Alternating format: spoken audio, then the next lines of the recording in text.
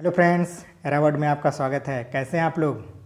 पढ़ाई लिखाई कैसे चल रही है? कमेंट के माध्यम से आप अपना जो है सुझाव देते रहिए। जिस तरीके से जो है आप लोग का प्यार और सहयोग बना हुआ है, हम लोग लगातार जो है कुछ ना कुछ नया करने की कोशिश कर रहे हैं, जिससे कि आप लोगों का एग्ज़ाम जो है क्वालिफाइड हो और जो है आप लोग भी आगे बढ़ें। हमारी टीम बराबर जो है लगी हुई है इस चीज़ को करने में। तो आप लोगों का भी सहयोग बस यही है कि जो है लगातार शेयर करते जाइए। जो है हमारा एक फैमिली जो है, हमारा परिवार जो है बढ़ता जा रहा है, तो इस तरीके से जो है बढ़ता रहे। अब आप ही लोग जो है इसमें सहयोग जो कर रहे हैं, बहुत ही अच्छा लग रहा है। तो 11 AM पर हमारी जो है फ्री क्विज हो रही है, जिसमें अब करंट अफेयर का भी पोर्शन जोड़ दिया गया है, करंट का भी पोर्शन जोड़ दिया गया है। तो आप लोग वहाँ पे आइए और फ्री क्विज ज़रूर दीजिए। पेड क्विज जो है ग्रुप में हो रहा है, पेड क्विज भी, ठीक। तो उनसे भी आप जुड़ सकते हैं। तो हमारा पॉलिटी का लगभग अंतिम पड़ाव पे चल रहा है। हो सकता है कि कल हमारी पॉलिटी का ये प्रैक्टिस सेट जो है ख़त्म हो जाए, ठीक। तो अन्य सब्जेक्ट हम लोग उठाएंगे। आप कमेंट करके बताइए कि आपको कौन सा सब्जेक्ट अगला चाहिए, थ्योरी चाहिए या प्रैक्टिस सेट चाहिए। आप कमेंट करके ज़रूर बताइए, ठीक है। आइए बढ़ते हैं जो है हम लोग आगे। तो हम लोग आगे जो है 31 नंबर का क्वेश्चन आ गए थे, 30 क्वेश्चन कल हो गया था।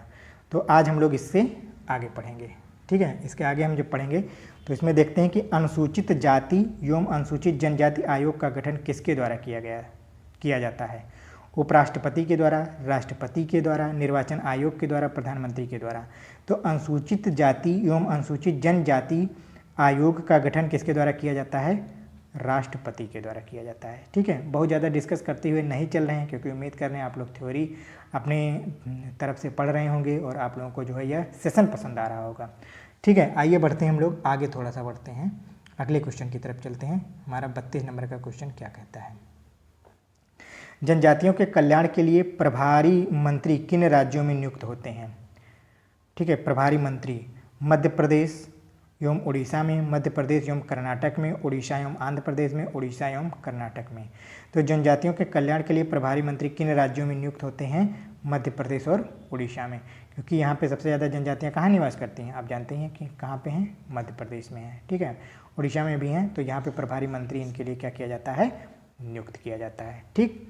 चलिए आगे बढ़ते हैं। सामाजिक एवं शैक्षणिक दृष्टि से पिछड़े समुदाय का निर्धारण किसके द्वारा किया जाता है? केंद्र एवं राज्य सरकार के द्वारा, केंद्र सरकार के द्वारा, राज्य सरकार के द्वारा। सामाजिक एवं शैक्षणिक दृष्टि से पिछड़े समुदाय का निर्धारण किसके द्वारा किया जाता है? केंद्र एवं राज्य सरकार के द्वारा, ठीक है। ये लोग ही बताते हैं कि हाँ, यहाँ पे जो है शैक्षिक रूप से पिछड़ा समुदाय है, और जो है इस पर जो है जो भी आयोग गठन किया जाता है उन्हीं की दृष्टि में किया जाता है। पिछड़े वर्ग आयोग के लिए किसकी नियुक्ति की जाती है? 2 मंत्री की, 1 मंत्री की, 3 मंत्री की, 5 मंत्री की। तो पिछड़े वर्ग आयोग के लिए 1 मंत्री की नियुक्ति की जाती है। पिछड़ा वर्ग आयोग कब बना था?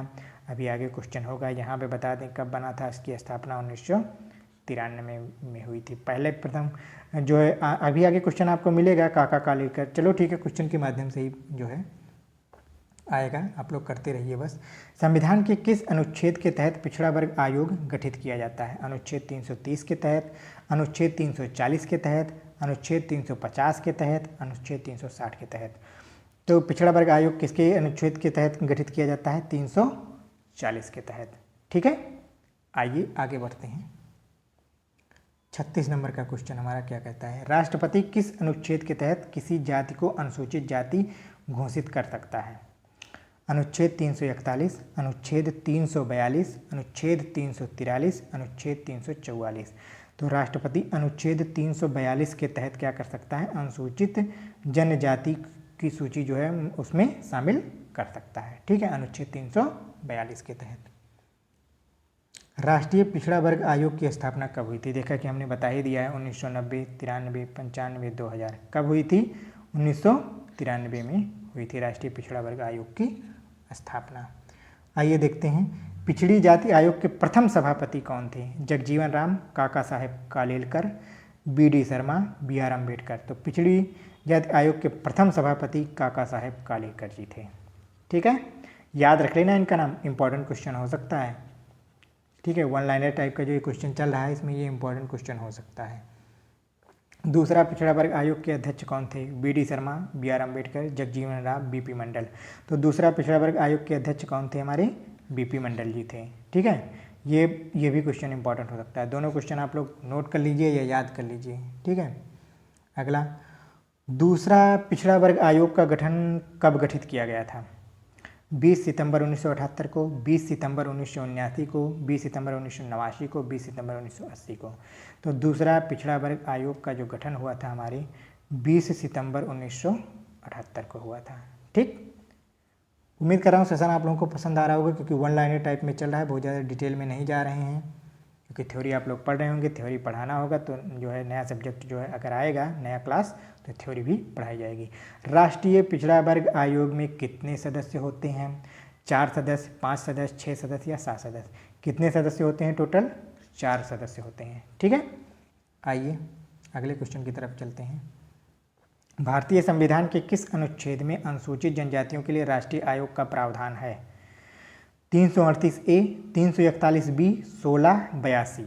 तो किस अनुच्छेद में है ये? 338A में, इसी में पहले वाले ऑप्शन में अनुसूचित जनजातियों के लिए राष्ट्रीय आयोग गठन का प्रावधान है। अब आते हैं दूसरा जो टॉपिक शुरू हो जाता है हमारा, राज्य भाषा।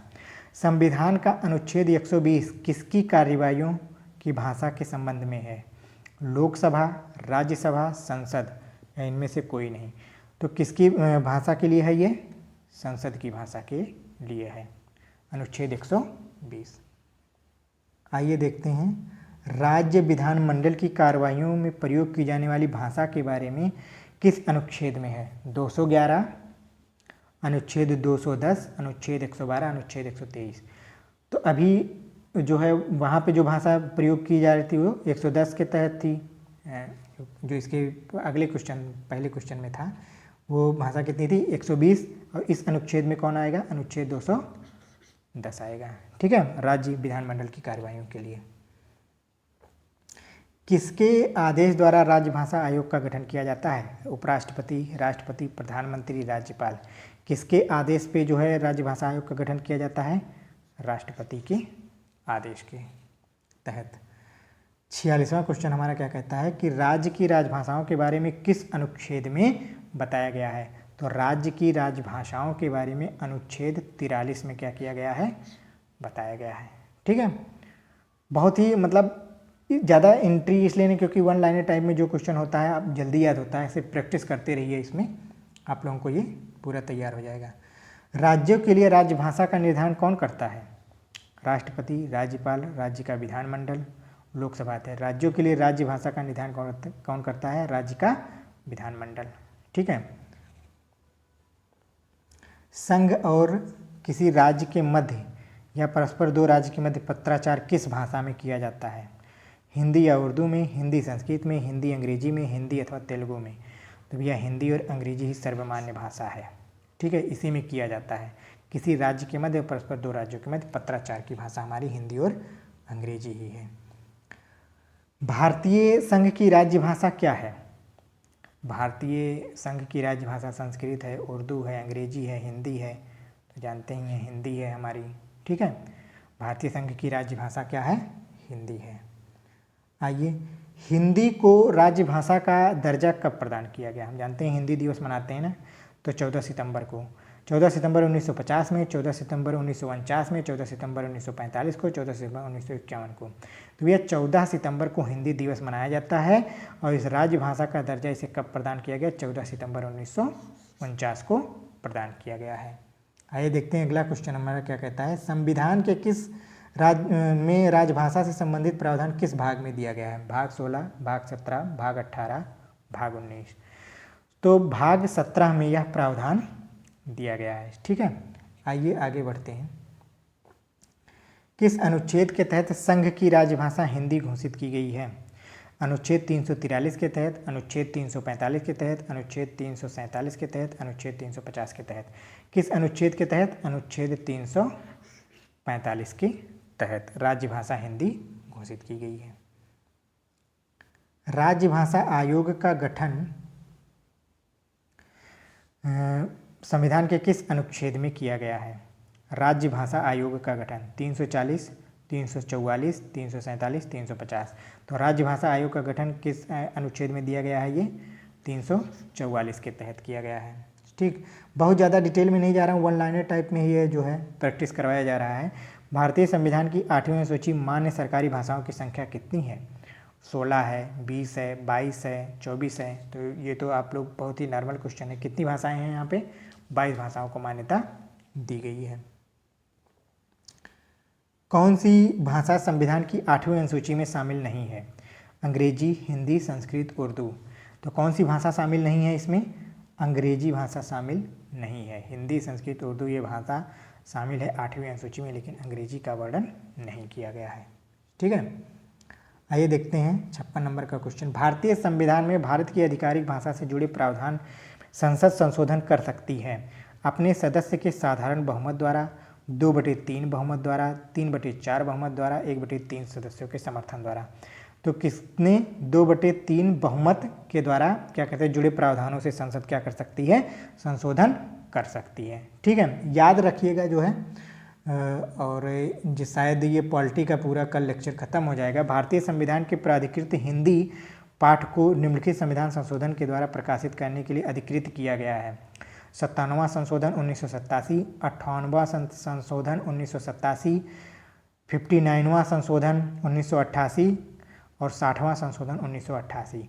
तो भारतीय संविधान में प्राधिकृत हिंदी पाठ को जो है 97वां संशोधन 1987 के तहत जो प्रकाशित और अधिकृत करने के लिए दिया गया है। ठीक है, आते हैं अगला क्वेश्चन हमारा। निम्नलिखित में से भारत के संविधान में उल्लिखित भाषाओं के बारे में क्या सही है? राज्य भाषाई अल्पसंख्यकों को प्राथमिक विद्यालय में शिक्षा के माध्यम के रूप में अपनी मातृभाषा चुनने के लिए बाध्य कर सकता है? नहीं कर सकता। अंगिका अब संविधान की 8वीं अनुसूची में सम्मिलित है? नहीं। हिंदी भारत की राष्ट्रीय भाषा है? ऐसा कुछ भी नहीं है। ठीक है, बोडो संविधान की 8वीं अनुसूची में स्वीकृत भाषा है, ये सही है। ठीक है, राष्ट्रीय भाषा का दर्जा नहीं दिया गया है, राष्ट्रीय खेल नहीं है अभी हमारे देश में। ठीक है, आधिकारिक रूप से अभी जो है माने जो भी हॉकी बोलते हैं ना, ठीक है, आधिकारिक रूप से कहीं है नहीं। ठीक है, हमारा राष्ट्रीय खेल। इसी प्रकार से भी राष्ट्रीय राजभाषा भी जो है हमारी हिंदी अभी घोषित नहीं की गई है। प्रारंभ में मान्यता प्राप्त राज्य भाषाएँ कितनी थीं? 14, 15, 16, 17। प्रारंभ में कितनी मान्यता प्राप्त भाषाएँ थीं? 14 ही थीं। ठीक है, आते हैं अपने आखिरी क्वेश्चन की तरफ। सिंध को राजभाषा का दर्जा किस संशोधन के द्वारा प्रदान किया गया? 21वें संविधान संशोधन द्वारा, 22वें संविधान संशोधन द्वारा, 17वें संविधान संशोधन द्वारा, 19वें संविधान संशोधन। सिंधी को राज्य भाषा का दर्जा किस संशोधन द्वारा प्रदान किया गया है? 21वें संविधान के संशोधन द्वारा प्रदान किया गया है। तो उम्मीद कर रहा हूँ आप लोगों को जो है ये बात जो है पूरी समझ में आ गई होगी और आप लोग जो है इसको देख रहे होंगे। तो आज हमारा 60 क्वेश्चन यहीं पे जो है समाप्त होता है। अगले का जो कल से जो हमारा अगले 30 क्वेश्चन, 32 क्वेश्चन, 35 क्वेश्चन जो भी बनेगा, कल जो है पॉलिटी ख़त्म कर दी जाएगी। प्रैक्टिस पूरी पॉलिटी जो है कल ख़त्म हो जाएगी, प्रैक्टिस करवा दिया जाएगा। ठीक है, और बाकी ये लेक्चर यहाँ पे पढ़ा ही हुआ है, आप लोग इसे जो है देखते हुए अपना जो है नॉलेज बढ़ा सकते हैं। ये हमारा कालिया व्हाट्सएप नंबर दिया गया है भैया, और इनसे संपर्क करके आप जो है टेलीग्राम से जुड़ जाइए। 11 AM पर फ्री क्विज हो रही है। ठीक है, और यहाँ पे हमने करंट अफेयर भी जोड़ दिया है। अब करंट अफेयर पहले होता है, जो भी करंट अफेयर यहाँ से पढ़ा के भेजा जा रहा है यूट्यूब चैनल पर, उसको ज़रूर देखते रहिए। यूट्यूब चैनल से हमारा करंट अफेयर पढ़ के आप 11 AM पर आकर के उसकी प्रैक्टिस कर सकते हैं। ठीक है, प्लस 1 मार्च से हमारा जो कोर्स शुरू हो रहा है उसके बारे में हमने बता ही दिया आपको स्टार्टिंग में ही। ठीक है, एडमिशन लगातार उसमें जारी है, एडमिशन ले लीजिए। और ये हमारा जो कुछ कोर्सेज के बारे में आपको जानकारी देते हैं, हमारे सारे कोर्स हैं। ठीक है, ये वीडियो का है, लेखपाल का है, ये मेंस बैच है। ठीक है, ये टेस्ट सीरीज चल रहा है, इसके बारे में ही हम बता रहे हैं जो 1 मार्च से शुरू होने वाला है। ठीक है, बहुत ही ज़बरदस्त तरीके से 2 माह यानी कि अप्रैल तक, 30 अप्रैल तक, 2 माह में 30 अप्रैल तक ये पूरा PDF के माध्यम से प्लस जो है क्वेश्चन आंसर के माध्यम से आपको एक नोट्स तैयार करवा दिया जाएगा। हिंदी का भी अब लेक्चर शुरू हो गया है, आप लोग हिंदी में भी हम लोगों का सपोर्ट बनाइए। ठीक है, हिंदी का भी लेक्चर पर डे जाने लगा है, हिंदी भी आकर के आप देख सकते हैं। हिंदी को जो है एक सीरीज के फॉर्म में शुरू किया गया है।